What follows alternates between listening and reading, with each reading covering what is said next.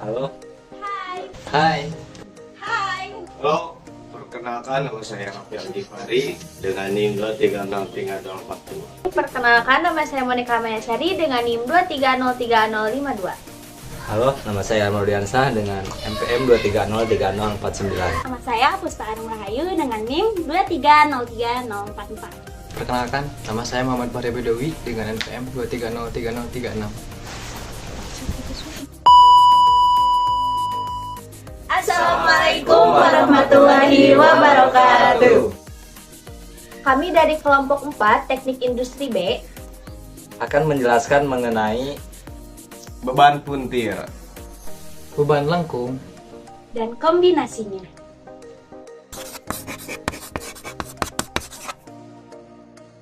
Beban puntir atau torsi merupakan gaya yang menyebabkan suatu objek berputar di sekitar sumbu tertentu. Dalam mekanika teknik, beban puntir ini sering dijelaskan sebagai momen torsi yang dihasilkan oleh gaya yang diterapkan pada jarak tertentu dari sumbu putar.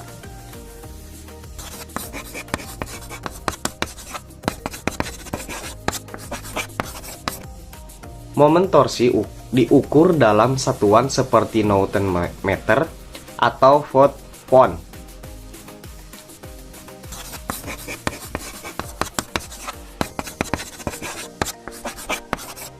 Beban lengkung atau momen lentur adalah gaya atau momen yang menyebabkan suatu elemen struktur membengkok. Ini adalah jenis beban yang menghasilkan tegangan dan regangan yang bervariasi di sepanjang penampak elemen. Seringkali menyebabkan satu sisi elemen mengalami kompresi sementara sisi lainnya mengalami tegangan tarik.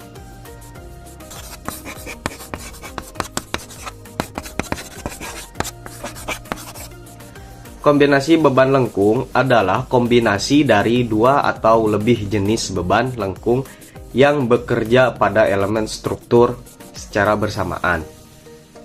Kombinasi beban ini dapat membuat analisis struktur menjadi lebih kompleks, karena efek dari setiap beban dapat saling berintegrasi dan memperkuat efek satu sama lain.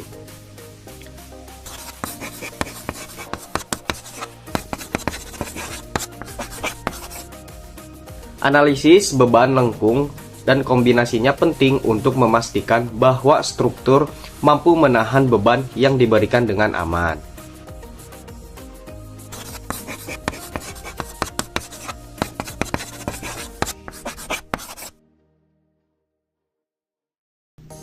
dalam teknik industri, terutama dalam desain dan analisis struktur dan mesin, beban puntir atau torsi, beban lengkung atau momen lentur, dan kombinasi keduanya sering terjadi dan memiliki keterkaitan yang penting.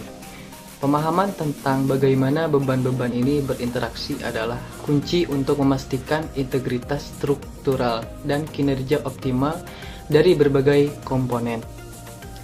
Memahami keterkaitan antara beban puntir, beban lengkung, dan kombinasinya adalah krusial dalam desain, analisis dan pemeliharaan komponen dan struktur dalam teknik industri. Pendekatan yang komprehensif dan terintegrasi dalam menangani beban kombinasi ini akan memastikan bahwa struktural dan mesin dapat beroperasi dengan aman dan efisien selama masa pakainya.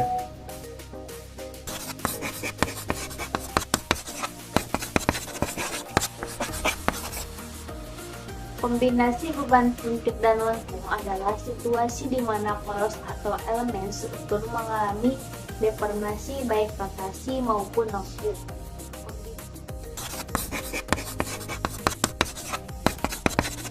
Kombinasi ini dapat terjadi karena adanya gaya yang mengakibatkan poros berputar dan juga mengalami deformasi lengkung.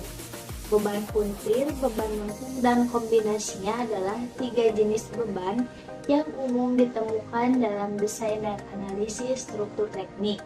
Analisis kombinasi beban puntir dan lengkung dilakukan dengan menggunakan rumus-rumus yang sesuai dan memerlukan data yang akurat. Dengan menggunakan analisis ini, maka dapat dihitung kekuatan puntir dan lengkung dari material yang digunakan dalam struktur teknik.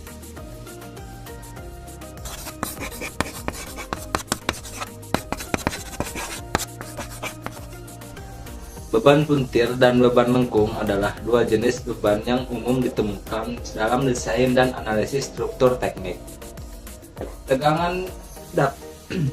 Tegangan akibat beban puntir dapat dihitung menggunakan rumus sebagai berikut.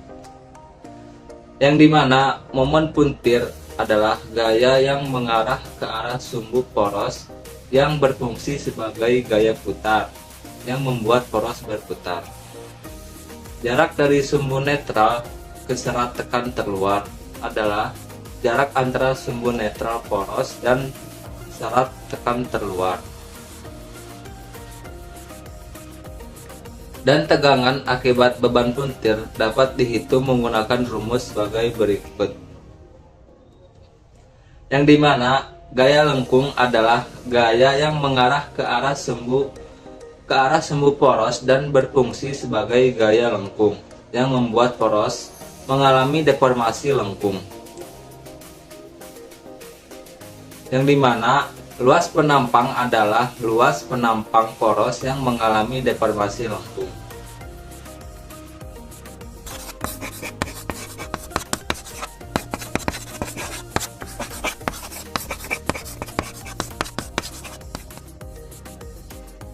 Faktor-faktor yang mempengaruhi kekuatan dan kekakuan dalam beban puntir, beban lengkung, dan kombinasinya yaitu sebagai berikut.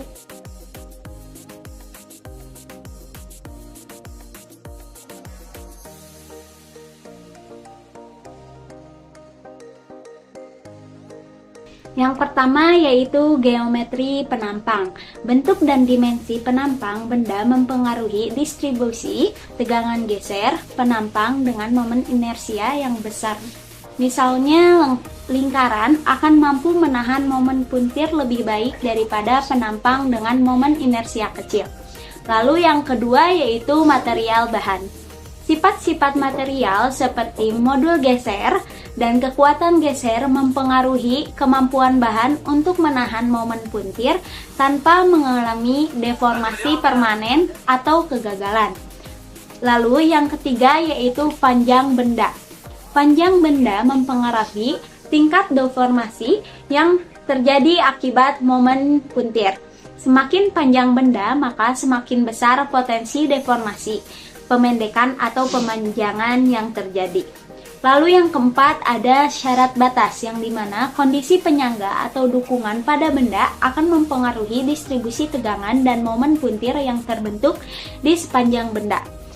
Lalu yang terakhir yaitu perubahan suhu. Variasi suhu dapat menyebabkan ekspansi atau kontraksi bahan yang bisa mempengaruhi tegangan geser yang terbentuk akibat momen puntir.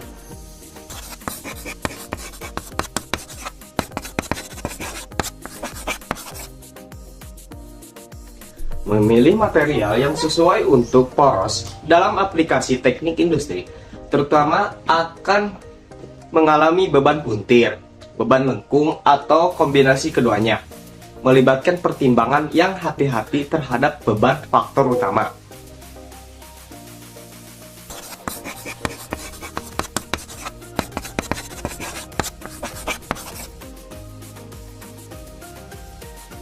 Nah, cara memilih material yang sesuai pada beban puntir.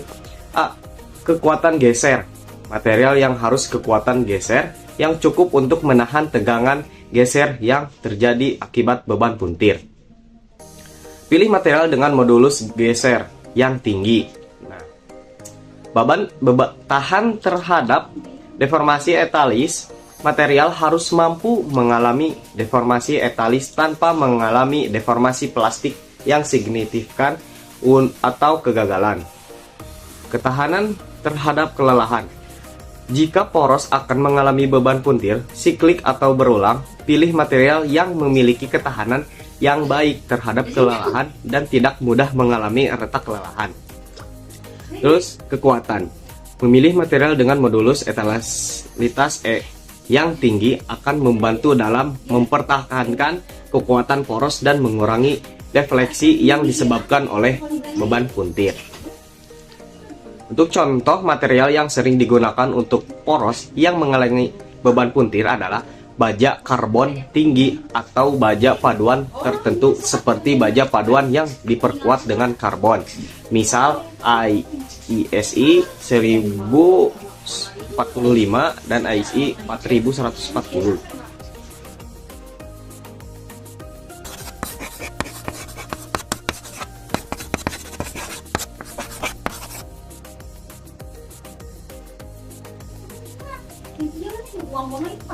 Cara memilih material pada beban lengkung. Pertama, kekuatan tarik.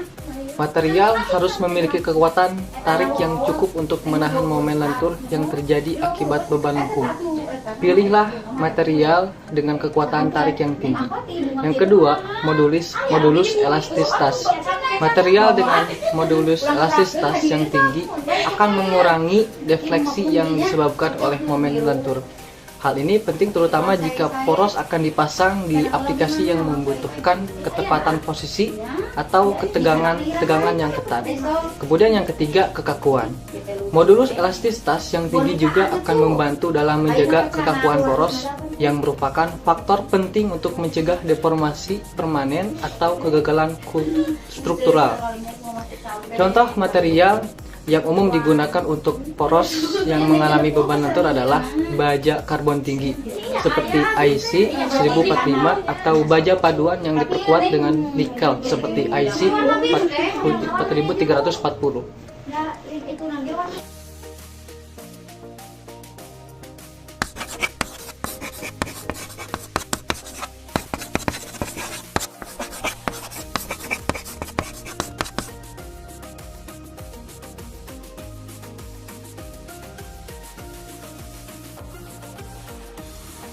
Cara memilih kombinasi beban puntir dan beban lengkung. Cara memilih kombinasi beban puntir dan beban lengkung diantaranya yang pertama, interaksi antara beban. Pilih material yang mampu menangani interaksi antara momen puntir dan momen lentur dengan baik. Ini memerlukan pertimbangan terhadap modulus geser dan modulus elastisitas material. Yang kedua, ketahanan terhadap kelelahan. Perhatikan ketahanan material terhadap kelelahan jika poros akan mengalami kombinasi beban fisik atau beban bergerak. Ketiga, kekakuan total. Pastikan material yang dipilih dapat memberikan kekakuan yang cukup untuk mencegah deformasi yang tidak diinginkan atau perubahan dimensi yang signifikan. Material seperti baja paduan dengan kombinasi yang tepat dari kekuatan geser, batang tarik, dan modulus elastisitas sering kali menjadi pilihan yang baik untuk aplikasi poros yang mengalami kombinasi beban puntir dan lentur. Selanjutnya, pertimbangan tambahan.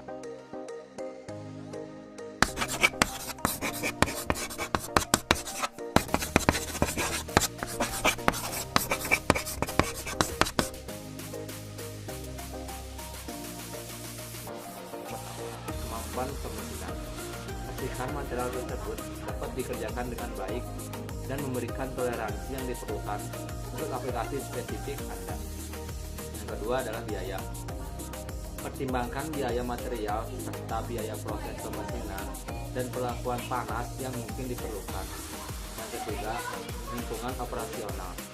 Pilih material yang tahan terhadap korosi atau lingkungan operasional khusus lainnya jika diperlukan. Pemilihan material yang tepat untuk poros dalam aplikasi industri harus mempertimbangkan semua faktor di atas untuk memastikan kinerja yang optimal dan umur pakai yang panjang dari komponen tersebut. Sekian dari saya.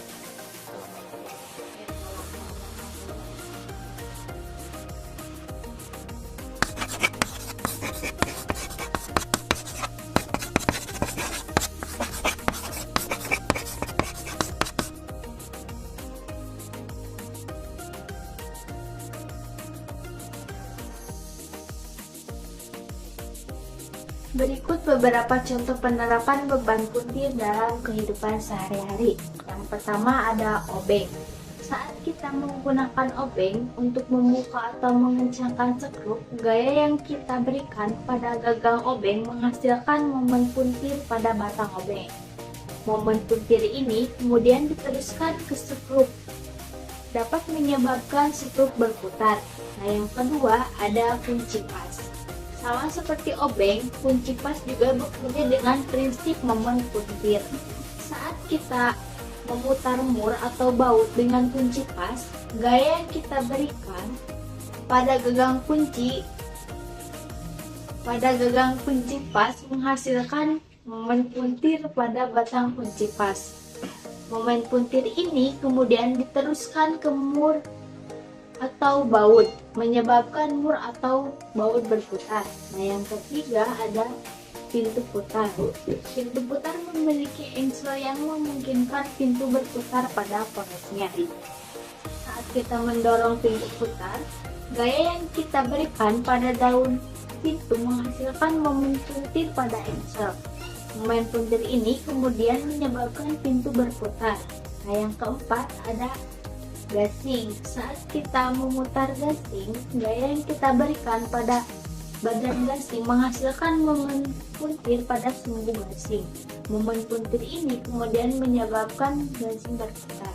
Nah, yang kelima ada bor. Saat kita menggunakan bor untuk membuat lubang pada benda kerja, gaya yang kita berikan pada gagang bor menghasilkan momen puntir pada mata bor. Momen puntir ini kemudian menyebabkan mata bor berputar dan menembus benda kerja. Nah, yang keenam ada kipas angin. Kipas angin memiliki motor listrik yang menghasilkan momen puntir pada poros kipas. Momen puntir ini kemudian diteruskan ke baling-baling kipas dan menyebabkan baling-baling kipas berputar dan menghasilkan angin. Nah, yang ke-7 ada sepeda.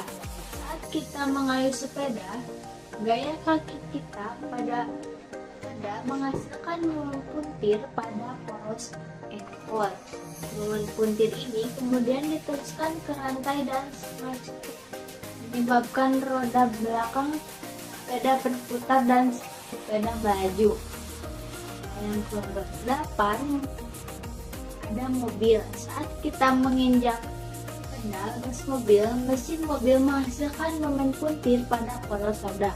Momen puntir ini kemudian diteruskan ke roda melalui transmisi dan diferensial, menyebabkan roda mobil berputar dan mobil melaju.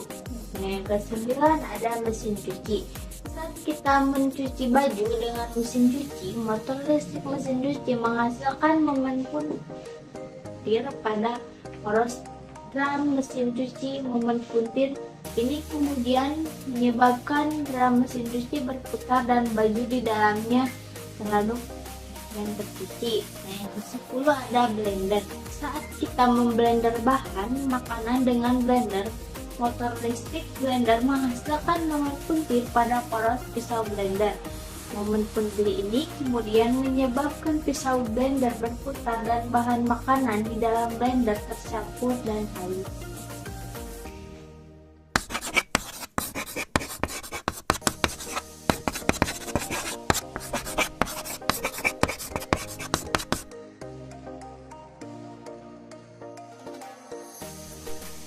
Materi selanjutnya adalah studi kasus mengenai beban puntir pada baling-baling pesawat terbang. Baling-baling merupakan komponen penting pada pesawat terbang yang berfungsi untuk menghasilkan gaya dorong yang mendorong pesawat ke depan. Baling-baling berputar pada porosnya dengan kecepatan tinggi menghasilkan momen puntir yang signifikan. Analisis beban puntir pada baling-baling penting untuk memastikan keamanan keandalan pesawat terbang. Bayangkan sebuah pesawat terbang kecil dengan baling-baling yang memiliki diameter 2 meter dan berputar pada kecepatan 2400 putaran per menit atau RPM. Hitung momen puntir pada baling-baling tersebut. Momen puntir atau torsi dapat dihitung dengan rumus T dikali R, di mana T merupakan momen puntir. Terus ada T yaitu gaya dorong yang dihasilkan oleh baling-baling atau N. Lalu ada R yang itu jari-jari baling-baling dalam satuan meter.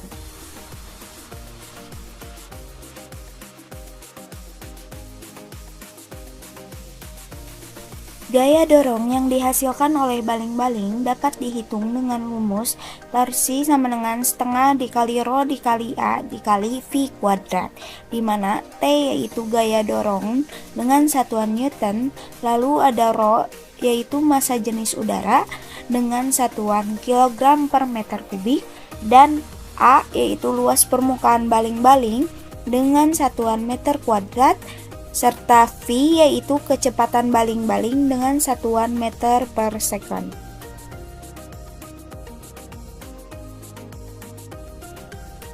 Dalam kasus ini, rho yaitu 1225 kg per meter kubik yaitu massa jenis udara pada ketinggian 1000 meter, lalu A yaitu luas permukaan baling-baling dengan rumus V dikali D dibagi 2 kuadrat, yaitu V-nya 3,14 dikali D-nya 2 meter dibagi 2 pangkat 2, yaitu menghasilkan 12.566 meter kubik.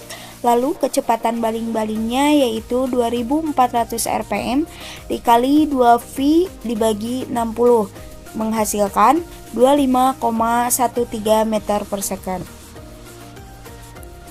Maka T sama dengan setengah dikali 1,225 kg per meter kubik dikali 12.566 meter kuadrat dikali 25,13 meter per second kuadrat, yaitu hasilnya adalah 15,125 Newton. Lalu kita kembali ke rumus momen puntir, yaitu T sama dengan 15,125 dikali 1 meter, yaitu hasilnya adalah 15,125 Newton per meter. Untuk menghitung tegangan puntir pada baling-baling digunakan dengan rumus tegangan puntir sama dengan torsi dibagi V dikali D pangkat 3 dibagi 16, di mana tegangan puntir yaitu satuannya PA, lalu ada torsi yaitu momen puntir dengan satuan Nm, serta diameter baling-baling dengan satuan meter.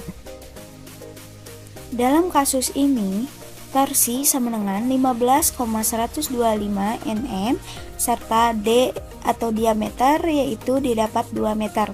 Maka tegangan puntirnya yaitu 15,125 Nm dibagi V dikali 2 meter pangkat 3 dibagi 16, hasilnya yaitu 11,85 MPa. Berdasarkan perhitungan di atas, momen puntir pada baling-baling adalah 15,125 dan tegangan puntir pada baling-baling adalah 11,85 MPa. Nilai tegangan puntir ini masih berada di bawah batas tegangan leleh aluminium yang umumnya sekitar 350 MPa. Studi kasus ini menunjukkan bagaimana konsep beban puntir dapat diterapkan dalam analisis struktur pesawat terbang. Analisis momen puntir dan tegangan puntir penting untuk memastikan keamanan dan keandalan baling-baling yang merupakan komponen penting dalam sistem populasi pesawat terbang. Jika tegangan puntir pada baling-baling melebihi batas tegangan lelehnya, baling-baling dapat patah. Hal ini dapat membahayakan keselamatan penerbangan. Oleh karena itu, penting untuk memilih material baling-baling yang kuat dan tahan terhadap tegangan puntir yang tinggi. Selain itu, penting untuk melakukan inspeksi dan perawatan baling-baling secara berkala untuk memastikan kondisinya masih baik.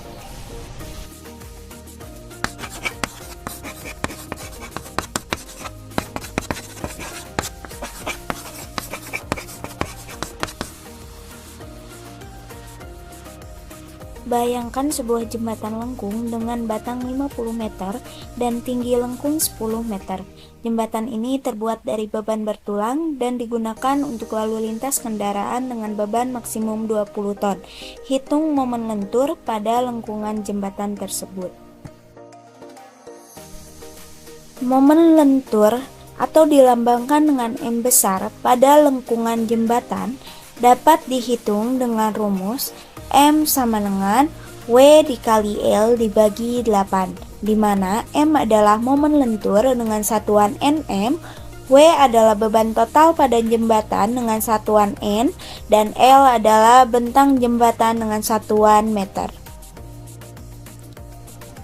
Dalam kasus ini didapat W sama dengan 20 ton dikali 9,81 meter per second kuadrat, yaitu hasilnya 196,2 kN. Itu dikonversikan ke Newton. Lalu L-nya yaitu 50 Newton.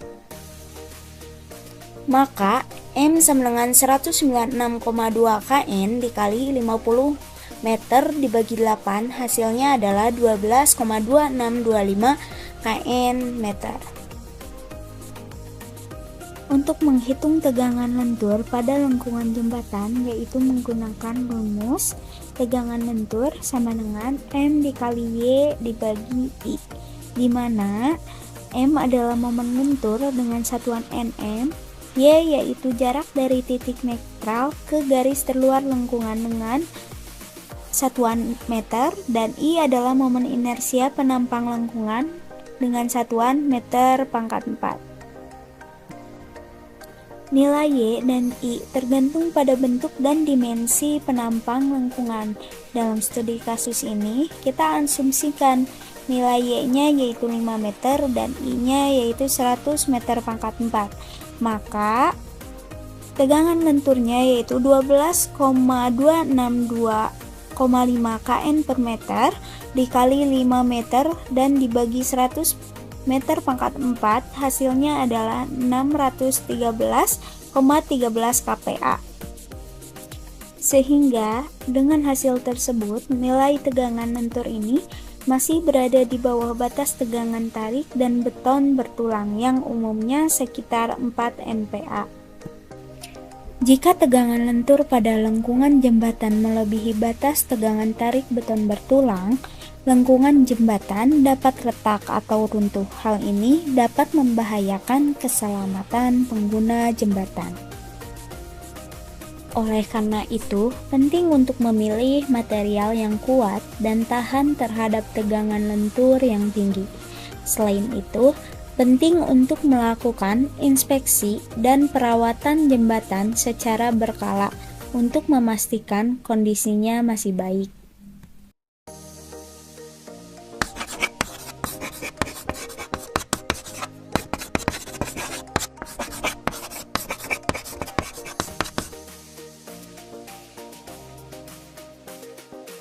Contoh studi kasus pada kombinasinya yaitu struktur bangunan gedung harus mampu menahan berbagai beban yang bekerja padanya, baik secara individual maupun kombinasi.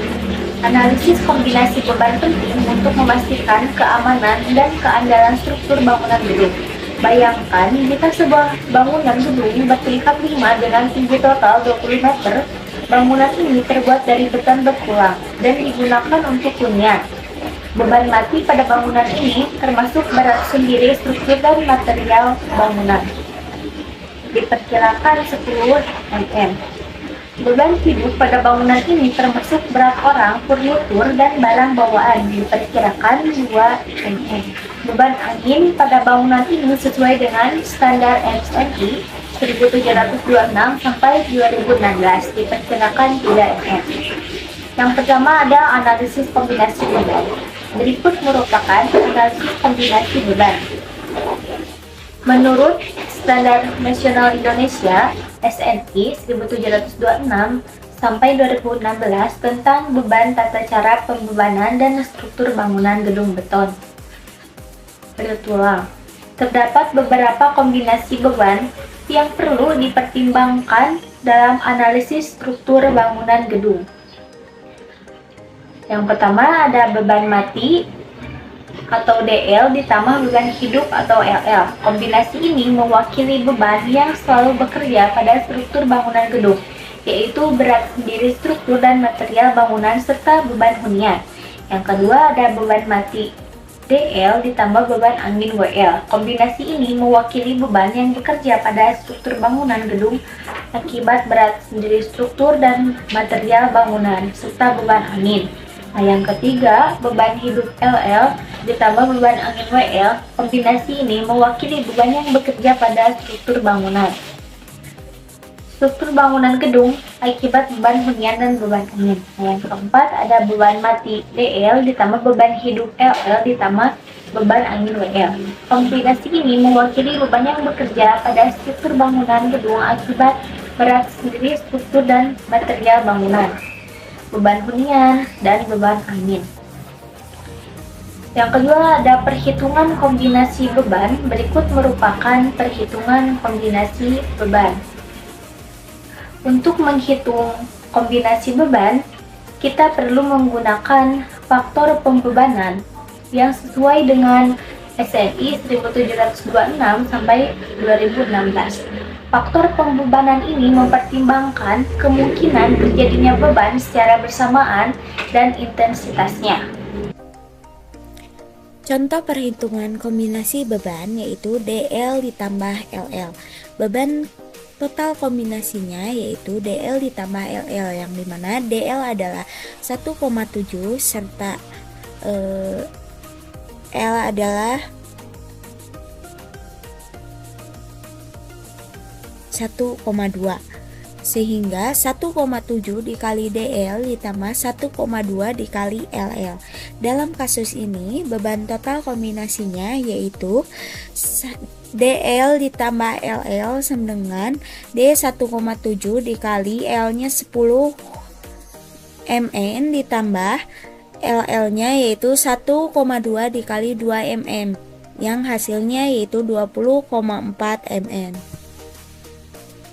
Setelah menghitung kombinasi beban, kita perlu melakukan analisis struktur untuk memastikan bahwa struktur bangunan gedung mampu menahan beban-beban tersebut.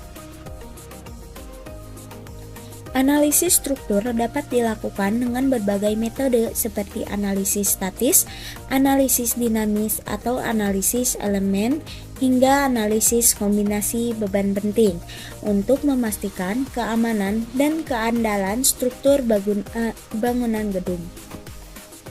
Dengan mempertimbangkan berbagai kombinasi beban yang mungkin terjadi, kita dapat merancang struktur bangunan gedung yang mampu menahan beban-beban tersebut dan memberikan rasa aman bagi penghuninya.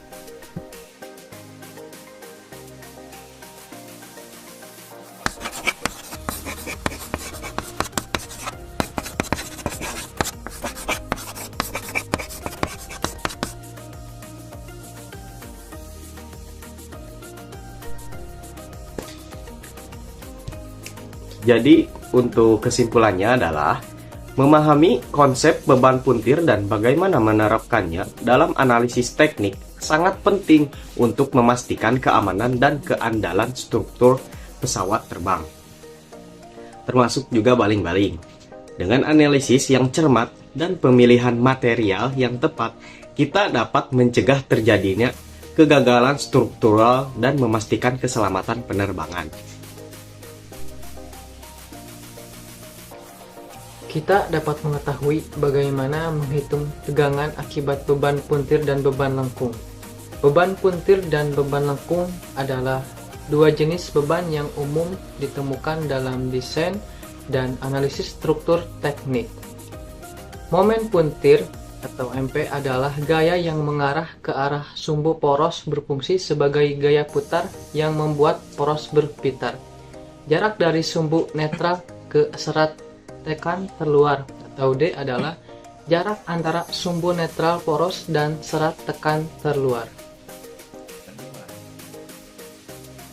Kita dapat mengetahui efek yang ditimbulkan oleh kombinasi beban puntir dan beban lengkung pada suatu struktur, seperti tegangan geser, yaitu kombinasi beban puntir dan beban lengkung dapat menimbulkan tegangan geser yang lebih besar di permukaan struktur.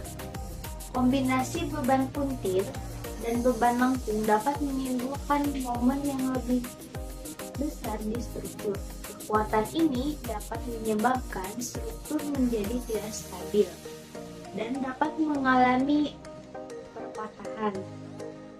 Kita dapat mengetahui bagaimana cara memilih material poros yang sesuai dengan beban puntir, beban lengkung, dan kombinasinya. Memilih material yang sesuai untuk poros dalam aplikasi teknik industri, terutama yang akan mengalami beban puntir, beban lengkung, dan kombinasi keduanya, melibatkan pertimbangan yang hati-hati terhadap beberapa faktor utama seperti kekuatan geser, tahan terhadap deformasi elastis, dan ketahanan terhadap kelelahan.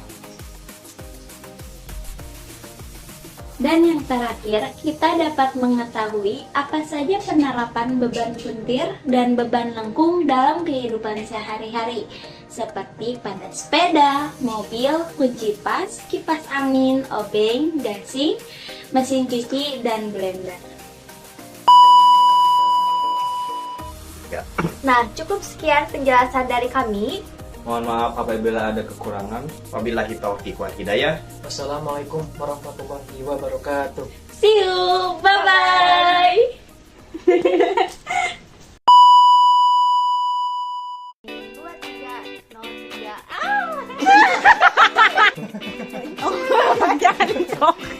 Sok acan nih kan di Mareman. Sok manop. Dalam mekanik tegangan tarik.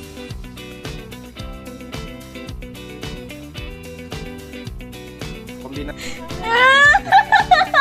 Anjing. Oh, kurang tidur nongolna. Ai, anjing.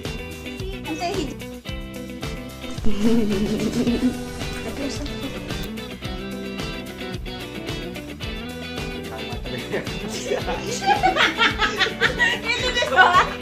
Tahun di kuat itu.